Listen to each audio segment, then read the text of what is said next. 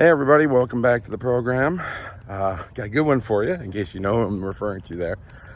So I was told to go out for a stroll today, and it looks like, you could pass for Myrtle Beach today, just out here strolling, but I got plenty to talk about today. I'm going to talk about a couple stories that I saw today, mostly about banks or pseudo banks and crypto, and tying several things that people may not be connecting together, but it's pretty obvious if you've been listening to a lot of different things we've been talking about, both on this channel and on Economic Preppers.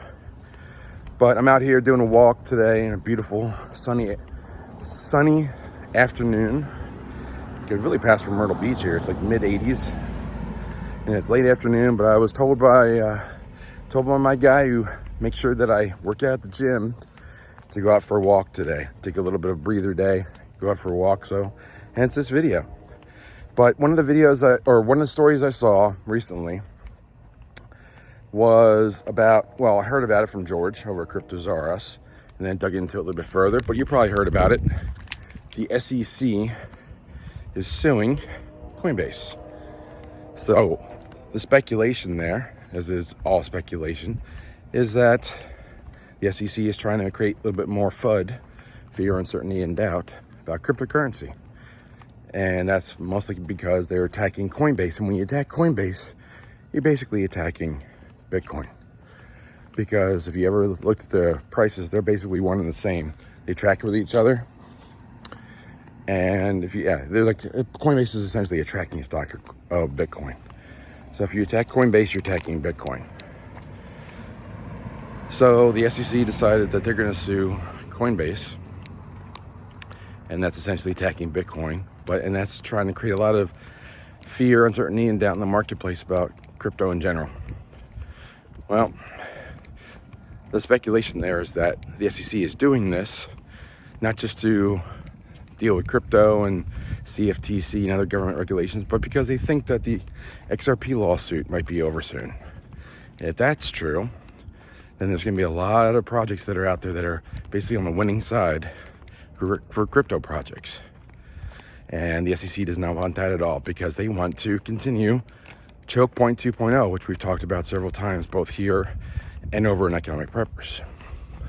If you don't know what Choke Point 2.0 is, it's basically, let's get my keys away from the microphone.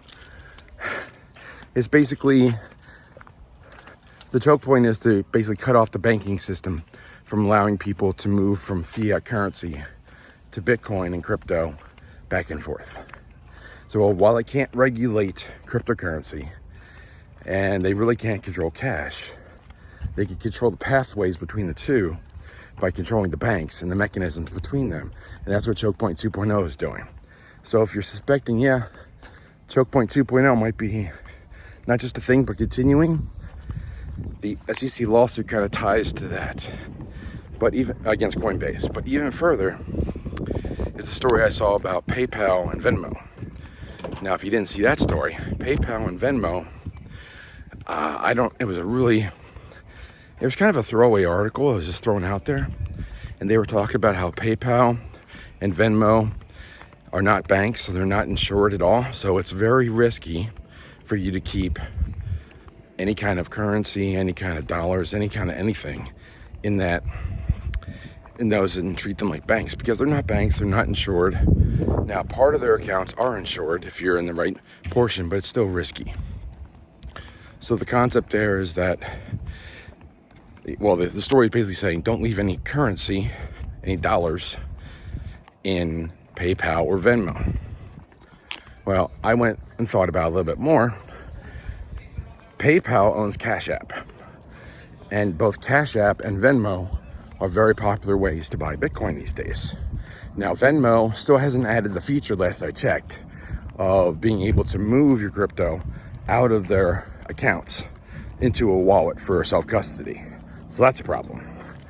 But Cash App does. Cash App has the ability, you can buy Bitcoin, and only Bitcoin. You can only buy Bitcoin on Cash App, but you can buy Bitcoin and you can move it to a wallet. So that's really one of the easiest, best, and simplest ways for people to swap fiat currency to mainstream Bitcoin. Problem, of course, is that it's highly visible. Cash App And Cash App is Cash App. Yeah, Cash App is owned by PayPal, and PayPal has lots of different reporting rules and regulations that they had to adhere to, so they could very easily just give that information over to the IRS or W2U or whatever, so you could track it. That's why at Economic Preppers, we also have the ballet wallets, and we offer that service where we can actually get cryptocurrency from miners that's basically brand new Bitcoin that's not hit the marketplace yet, not hit an exchange or anything else, has virtually no history. And you do have to pay a premium for that because, brand new Bitcoin is worth more than regular Bitcoin. That's kind of one of the beliefs or thought processes that, not all Bitcoin is equal. And that's pretty true. Just like not every US quarter is equal, because the older ones have silver in them, the younger ones don't. But for all intents and purposes, a dollar is a dollar and a Bitcoin is a Bitcoin. But there is a premium for having younger Bitcoin. So the stories it's more FUD about PayPal, which ties to Cash App and Venmo. And while they're saying don't leave currency there because they're not banks, they're not insured, what it's really about, I believe, is another mechanism of choke point 2.0, because Cash App, which is owned by PayPal, and Venmo are very popular ways to turn dollar bills, Federal Reserve notes, cash into Bitcoin. And they really don't like that. They don't like that option. They prefer that you don't do it. And that's what they're trying to prevent. So those are two observations I saw today, tying those together. And whenever you see all the FUD is their main mechanism right now for competing with cryptocurrency, you're getting away from the dollar.